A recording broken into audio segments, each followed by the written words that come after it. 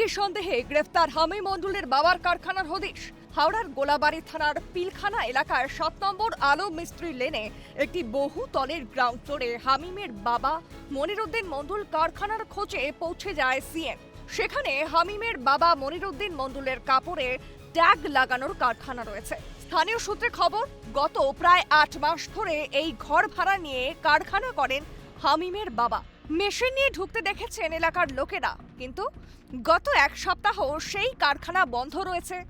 বাইরে থেকে ঝুলছে তালা, খোলা জানালা দিয়ে দেখা যায় কারখানার ভিতরে চলছে ফ্যান, লাইট, শোকাচ্ছে জামা কাপড়ও। সেই কারখানায় এক মহিলা ও আরও 3 জন পুরুষ এই কারখানায় কাজ করতেন। অর্থাৎ কারখানা থেকে কোনো রকমে পালিয়ে গিয়েছেন হামিমের বাবার সহ তার কর্মীরা। তার বলার অপেক্ষা রাখে না। বাবার কারখানায় আসা যাওয়া ছিল হামিম মণ্ডলের। 2:30 বাজে রাতে একটা মেশিন নিয়ে, দুটো মেশিন নিয়ে ওরা ওই ঘরে ব্যবসায়ী করে ভাড়াটে ঘর নিয়েছে। ভয় লাগছে তো, আমার মেয়ে ছেলে আছে এদিকে, আমার এরিয়াতে একটা লোক এরকম আছে, তারপরে আমরা ভালো লাগবে না? এটা তো খুব খারাপ, নোংরাই কাজ হয়েছে, তো খুব খারাপ কাজ হয়েছে, এটা কাজ ভালো নেই। বাবা আছে, ওর বাবার নামে আছে, কিন্তু ও আসছিল কোনোদিন, ও আসছিল, এসে বসে বসে কিছু কিছু করছিল, তারপরে চলে যাচ্ছিল। মাঝে মধ্যে এটা নিয়মিত মাঝে মাঝে আসছিল। এখানকার লোক যে বাড়িওয়ালা আছে ও জেনেছে কি হ্যাঁ তো কাজ করছে, কাজ জন্য দিয়েছি। তারপরে ও ভিতরে ভিতরে কী করছে সেটা তো আমরাও জানি না, আমরা তো আপনাদের মাধ্যমে শুনেছি কি হ্যাঁ ও এরকম এরকম হয়ে গেছে। তারপরে এই 2-3 মাস থেকে এখানে ফ্লাইট বন্ধ করে এখান থেকে ছেড়ে ওরা বাইরে চলে গেছে। 8 महीने হয়েছে, 8 महीना, হ্যাঁ 8 মাস হয়েছে। কিছু জানি না দাদা, আমরা তো কাজ করি, আপনি কাজ করে আসতেই যাচ্ছি, আর কিছু নেই। একটা লেডিস আছে আর 2-3টা ছেলে আছে, কি আছে আমি জানি না।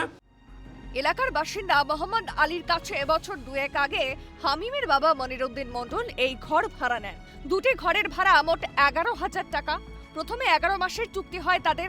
মেয়াদ ফুরলে পরের 11 মাসেরও চুক্তি করে হামিমের বাবা। বাড়ি মালিকের সঙ্গে হামিমের খুব একটা পরিচয় নেই বলেই জানান তিনি। তবে হামিম জঙ্গি কার্যকলাপের সঙ্গে যুক্ত থাকতে পারে এই ভেবেই আতঙ্কে এলাকাবাসী।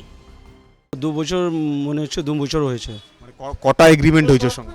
এগ্রিমেন্ট 11 মান্থ হয়েছে, 11 মান্থ ফির এক্সটেন্ড হয়েছে।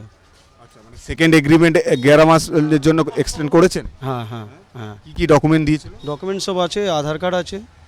আচ্ছা, আপনার কাছে? হ্যাঁ আমার কাছে আছে, আধার কার্ড, এগ্রিমেন্ট বানা আছে। কপিগুলো আপনার কাছে? हाँ আছে।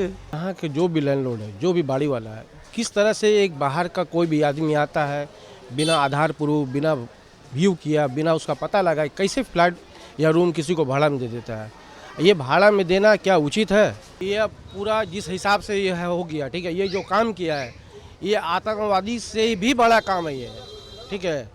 और इस तरह का आदमी को बख्शा नहीं जाएगा, चाहे जो भी होगा, इसको बख्शा नहीं जाएगा। গত 30শে জুলাই পূর্ব বর্ধমানের রেনেসা থেকে জঙ্গি সন্দেহে গ্রেফতার করা হয় হামিম মণ্ডলকে। বেঙ্গল এসটিএফ এর হাতে গ্রেফতার হয় সে। তার সঙ্গে পাক জঙ্গি গোষ্ঠীর যোগ রয়েছে বলে সূত্রের খবর। পাশাপাশি তাকে বলা হয়েছিল মুখ্যমন্ত্রী শুভেন্দু অধিকারীর গতিবিধির ওপর নজর রাখার। আরও কে বা কারা যুক্ত এর সঙ্গে তার খোঁজ চালাচ্ছে পুলিশ। এখন দেখার তদন্তে আরও কি চাঞ্চল্যকর তথ্য উঠে আসে। 7 নম্বর আলম মিস্ত্রি লেনের বাড়ির ঠিকানাতেই ছিল জঙ্গি সন্দেহে গ্রেপ্তার হওয়া হামিম মণ্ডলের বাবার কারখানা।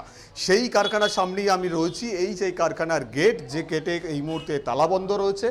কতটা তড়িঘড়ি কারখানার তালা বন্ধ করে তার বাবা তার কর্মচারীদেরকে নিয়ে পালিয়েছেন তার একাধিক নমুনা কারখানার ভেতর থেকে পাওয়া যাচ্ছে। পরিষ্কারভাবে দেখা যাচ্ছে যে কারখানার ভেতরের যে সিলিং ফ্যান সেটা কিন্তু রানিং অবস্থায় রয়েছে, তার যে লাইট সেটাও কিন্তু জ্বলছে, এবং ঘরের ভেতরে কতটা এলোমেলো পরিস্থিতি, তাদের পোশাক কিভাবে ঝুলছে, এবং কারখানার ভেতরের ঘরের যে দরজার গেট সেগুলোও খোলা রয়েছে। ফলে কোনো রকমভাবে নিজেদের গা ঢাকা দেওয়ার জন্যই তড়িঘড়ি এই কারখানার তালা বন্ধ করে পালিয়েছে এই হামিম মণ্ডলের বাবা এবং বাবার কারখানার কর্মচারীরা। সেই কারখানা তড়িঘড়ি বন্ধ করে পালিয়েছে এই হামিম মণ্ডলের বাবা এবং তার কারখানার কর্মচারীরা। ক্যামেরায় বিধান মাহাতোর সঙ্গে মফিজুল ইসলাম, ক্যালকাটা নিউজ, হাওড়া, পিলখানা।